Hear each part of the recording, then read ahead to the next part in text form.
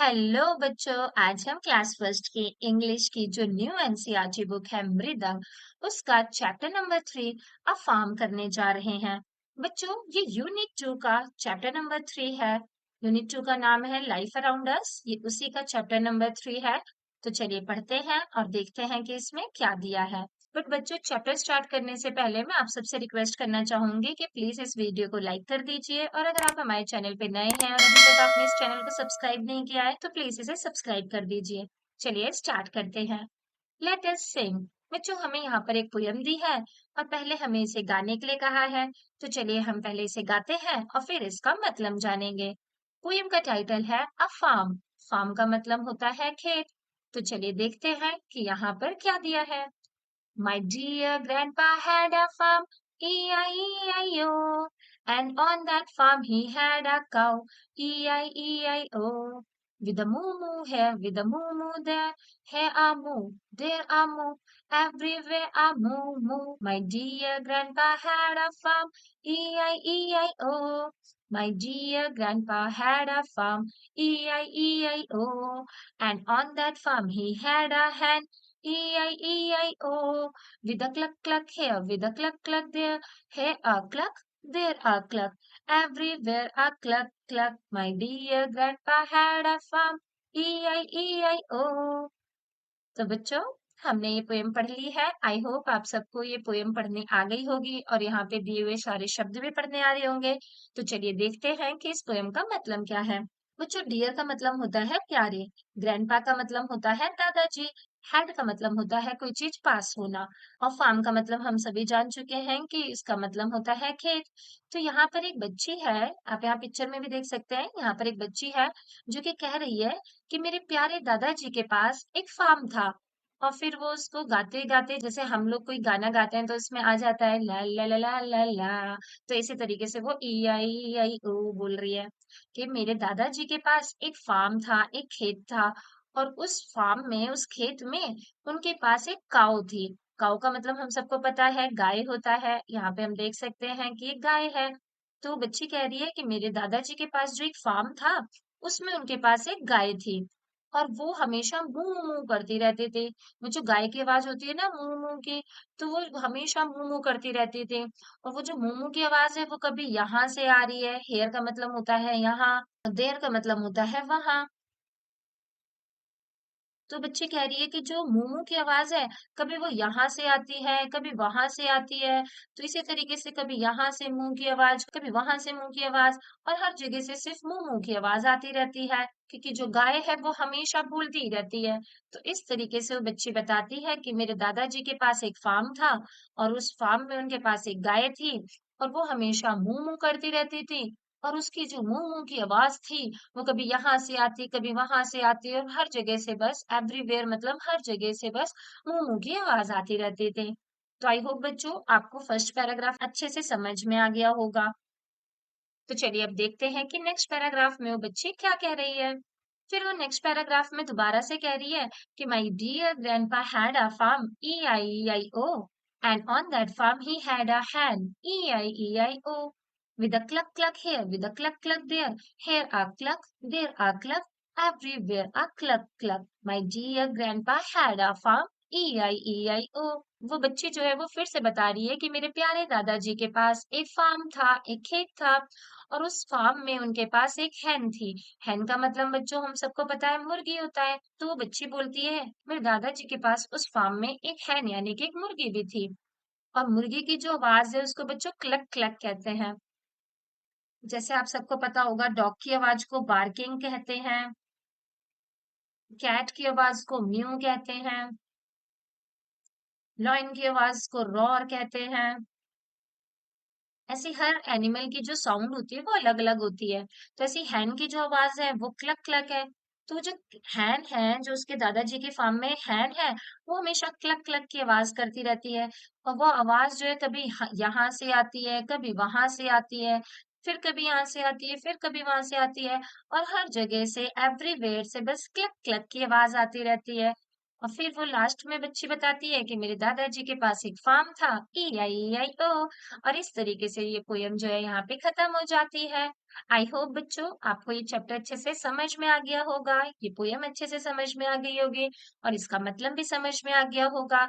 इसके अलावा यहाँ पर आपको कुछ एनिमल्स की साउंड भी पता चल गई होगी, जैसे काऊ की साउंड को मू मू कहते हैं, हैन की साउंड को क्लक क्लक कहते हैं, डॉग की साउंड को बार्क, कैट की साउंड को म्यू, लॉयन की साउंड को रॉर। ऐसी और भी बहुत सारी आवाजें होती है एनिमल्स की, ये सारी आपको समझ में आ गई होंगी। चलिए देखते हैं आगे क्या दिया है। बच्चों आगे दिया है, replace the animals with their sound and continue the rhyme, कि आप यहाँ पे जो एनिमल्स हैं उनको और उनकी साउंड को रिप्लेस करके इस राइम को, इस पोयम को दोबारा से गा सकते हैं। तो बच्चों मैंने यहाँ पे आपको बता दिया है, जैसे कि यहाँ पे मैंने डॉग की आवाज बता दी है, आपको कैट की आवाज बता दी है, लॉयन की आवाज बता दी है। तो आप यहाँ पे उस एनिमल का नाम, जैसे कि यहाँ पे हैन का नाम है, तो हैन का नाम रिप्लेस कर सकते हैं और यहाँ पे जो उसकी साउंड है उसको रिप्लेस कर सकते हैं और उसकी जगह यहाँ से उसकी साउंड डाल के इस पोयम को दोबारा से गा सकते हैं। जैसे कि हम इसे गा सकते हैं कि my dear grandpa had a farm, E-I-E-I-O, and on that farm he had a dog, E-I-E-I-O, with a bark here, with a bark there, here a bark, there a bark, everywhere a bark. My dear grandpa had a farm, E-I-E-I-O। Cat के साथ भी गा सकते हो और यहाँ पे आपको दिया भी है बच्चों की कैट के लिए आप म्याऊ म्याऊ वर्ड का भी यूज कर सकते हैं। वैसे कैट की आवाज को म्यू कहते हैं, लेकिन उसकी जब हम आवाज सुनते हैं तो म्याऊ म्याऊ जैसी लगती है, तो हम म्याऊ म्याऊ वर्ड का भी यूज कर सकते हैं। बच्चों जो कैट के बच्चे होते हैं जिन्हें किटन कहते हैं, एक्चुअली उनकी आवाज जो होती है वो ज्यादा सॉफ्ट होती है, तो हम उनके लिए म्यू स्पेलिंग यूज करते हैं और कैट के साउंड के लिए हम म्याऊ की स्पेलिंग यूज करते हैं। और हम इसके अलावा ये म्याऊ भी बोल सकते हैं। इसके अलावा हम यहाँ पे जो फार्म में पाए जाने वाले एनिमल हैं, फार्म में तो लाइन नहीं पाया जाता तो हम लाइन नहीं लिखेंगे, हम लिख सकते हैं डक पाया जाता है तो डक लिख सकते हैं। तो हम डक की आवाज क्वैक क्वैक यूज कर लेंगे, ऐसे बोल देंगे कि he had a duck, E-I-E-I-O, with a quack quack here, with a quack quack there, here a quack, there a quack, everywhere a quack quack। तो आप इस तरीके से आई होप बाकी भी एनिमल्स की आवाज लिख लेंगे। हॉर्स की आवाज को नी बोलते हैं, आप हॉर्स का भी यूज कर सकते हैं। इस तरीके से आप और भी एनिमल्स और उनके साउंड का यूज करके इस पोयम को कंटिन्यू कर सकते हैं। तो आई होप बच्चों आपको ये चैप्टर अच्छे से समझ में आ गया होगा। चलिए अब आगे देखते हैं कि आगे क्या दिया है। Let us do. बच्चों आगे हमें एक एक्टिविटी दी है, हमें यहाँ पर एक फार्म की फोटो दी है और यहाँ पे कुछ एनिमल्स के नाम लिखे हुए हैं। पहले हमें एनिमल्स का नाम बताना है और फिर इस फार्म की फोटो को कलर करना है। चलिए मैं इसे छोटा कर देती हूँ ताकि यह अच्छे से आपको दिख सके। यहाँ पे आपको बोला है कलर द फार्म, यानी कि इस फार्म को कलर करें। नेम द एनिमल्स, यहाँ पे पाए जाने वाले एनिमल्स का नाम लिखें और आप इस हेल्प बॉक्स की भी हेल्प ले सकते हैं। तो चलिए बच्चों हम खुद ही करने की कोशिश करते हैं। हम सबको पता है कि ये एक काऊ है। यहाँ पे जो दो एनिमल दिए हैं ये गॉट है, ये डक्स दिए हुए हैं यानी कि बतख दिए हुए हैं, ये कैट है। इसके अलावा यहाँ पे ये पिग दिया हुआ है। और चलिए हेल्प बॉक्स में देख लेते हैं। हमने कैट को मार्क कर दिया, काऊ को मार्क कर दिया, गॉट को मार्क कर दिया, पिग भी मार्क कर दिया, हैन, कॉक और स्पैरो। तो बच्चों हम यहाँ पे देख सकते हैं ये हैन है, ये कॉक है यानी कि मुर्गा है और ये स्पैरोज हैं, यहाँ पे इतनी सारी चिड़िया दी हुई हैं तो हम यहाँ पे स्पैरो लिख देंगे। तो आई होप आपको अच्छे से समझ में आ गया होगा और इसमें आप अपनी पसंद से कलर भी कर सकते हैं।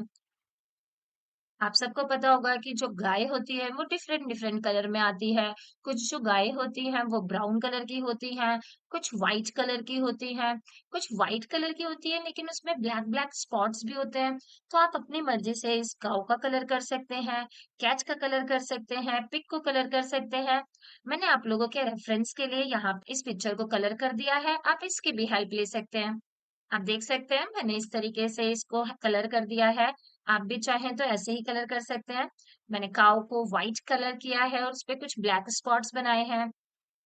कैट को मैंने ब्राउन किया है, स्पैरोस को मैंने लाइट ब्राउन और येलो कलर से किया है, पिग को मैंने पिंक किया है, यहाँ जो चिकन्स हैं इनको येलो किया है, कॉक में मैंने अलग-अलग डिफरेंट कलर यूज़ करके इसे थोड़ा वाइब्रेंट बनाया है। हैंड को कलर किया है, डक कलर किए हैं, इसकी जो चोंच है, बीक है, इसमें डिफरेंट कलर यूज़ किया है। यहाँ पे 2 गॉट दी थी, तो मैंने दोनों को डिफरेंट कलर में कलर किया है। इसके अलावा मैंने यहाँ पे फार्म को भी बहुत ही वाइब्रेंट ग्रीन, ब्लू और अलग-अलग कलर से कलर करा है।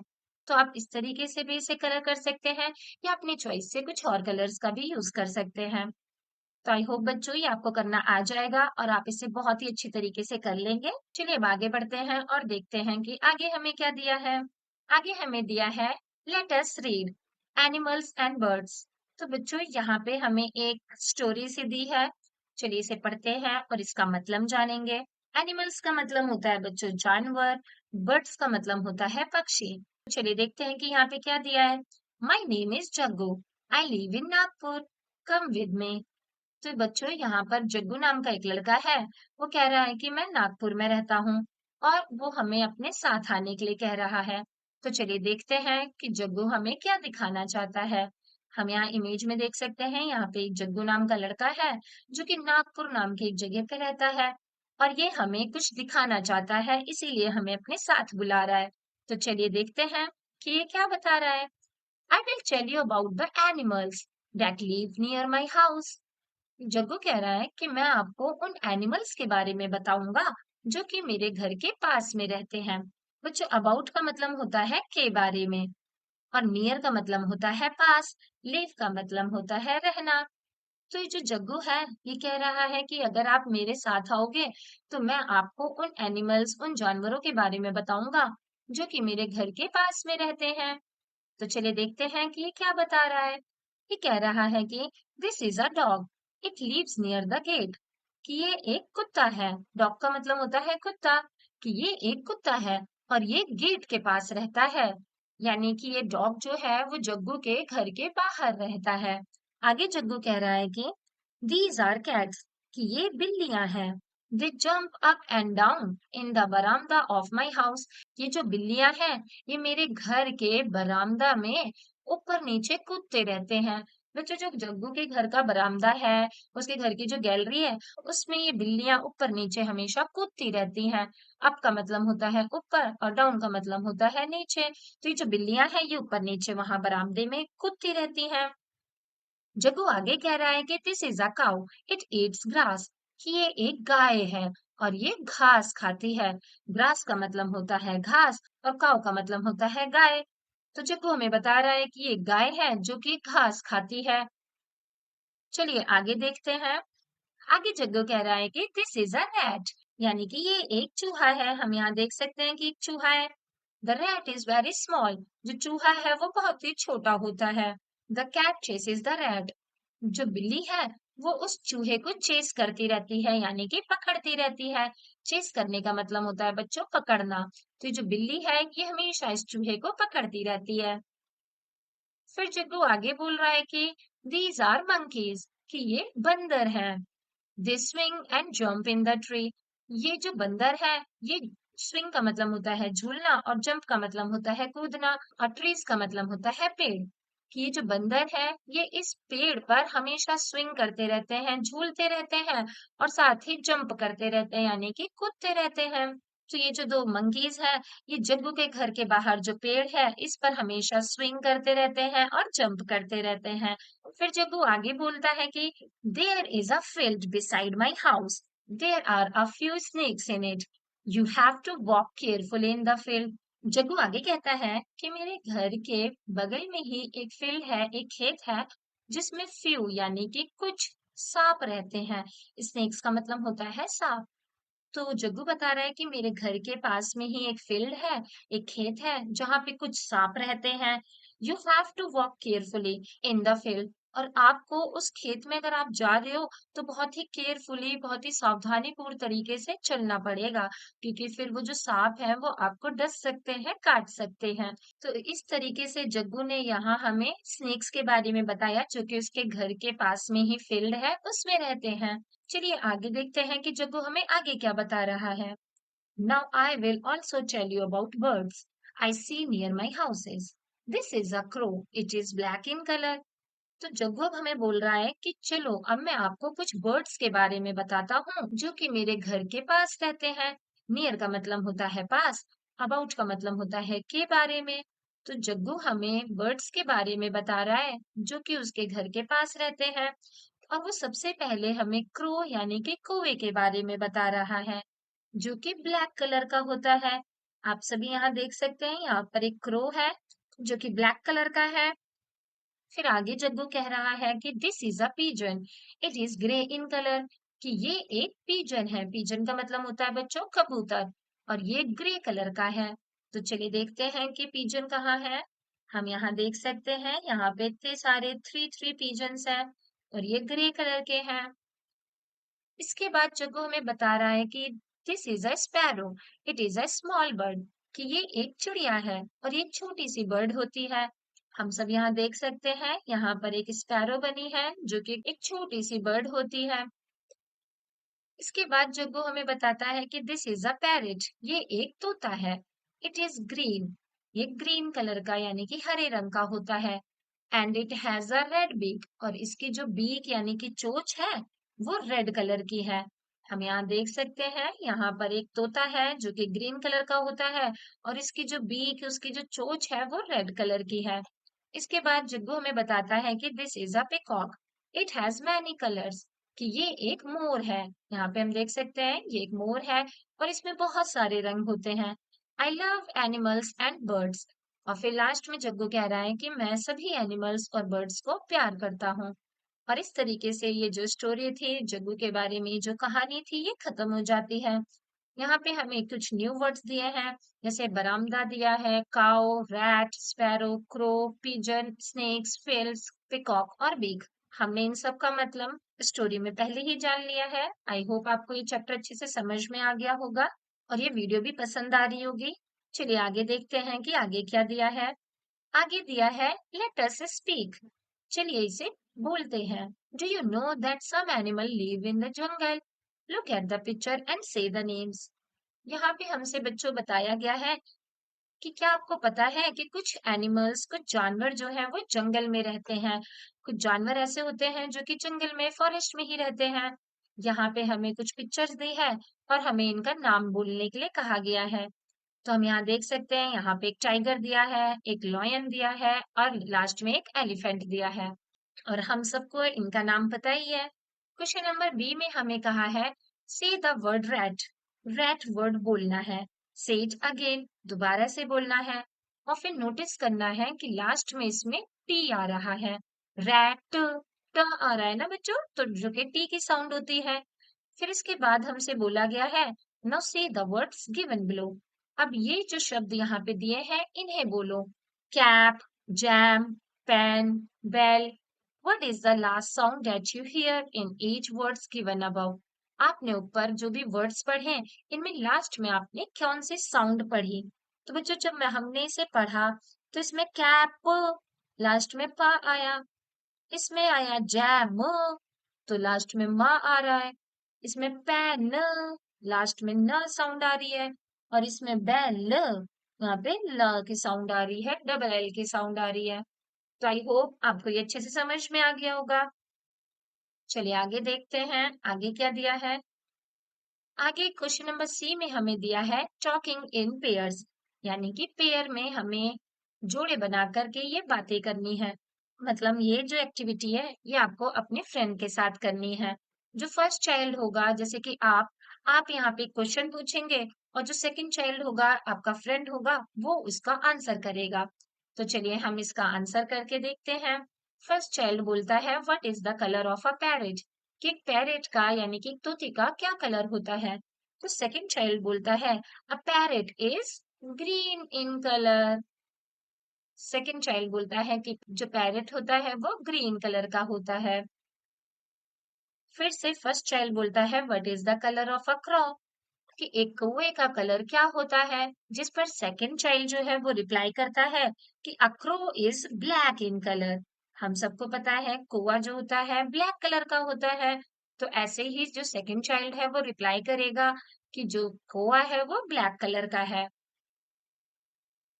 फिर फर्स्ट चाइल्ड पूछेगा कि what is the colour of a rat, कि एक रैट यानी कि चूहे का क्या कलर होता है, जिस पर सेकंड चाइल्ड उसे रिप्लाई करेगा कि a rat is brown in colour, कि जो रैट होता है वो ब्राउन कलर का होता है। फिर से फर्स्ट चाइल्ड पूछेगा कि what is the colour of a peacock, कि एक पिकॉक यानी कि एक मोर का क्या कलर होता है, जिस पर सेकंड चाइल्ड कह सकता है ओ इट हैज मैनी कलर्स, कि इसके तो बहुत सारे रंग होते हैं। बच्चों हमने ऊपर भी देखा था ना कि पिकॉक में तो बहुत सारे कलर्स होते हैं। ये देख सकते हैं इसका नेक का कलर अलग है, इसके फेदर में भी बहुत सारे कलर हैं, इसकी बॉडी भी अलग कलर की है। तो एक जो पिकॉक है वो बहुत सारे कलर्स का होता है। इस तरीके से ये एक्टिविटी यहाँ पे खत्म हो जाती है। चलिए आगे देखते हैं कि आगे क्या दिया है। आगे हमें दिया है फन टाइम। इसमें हमसे पूछा है can you see the elephants, कि क्या आप इसमें एलिफेंट्स यानी कि हाथी देख सकते हैं। Where can you see them, आप उन्हें कहाँ कहाँ देख सकते हैं। तो चलिए देखते हैं।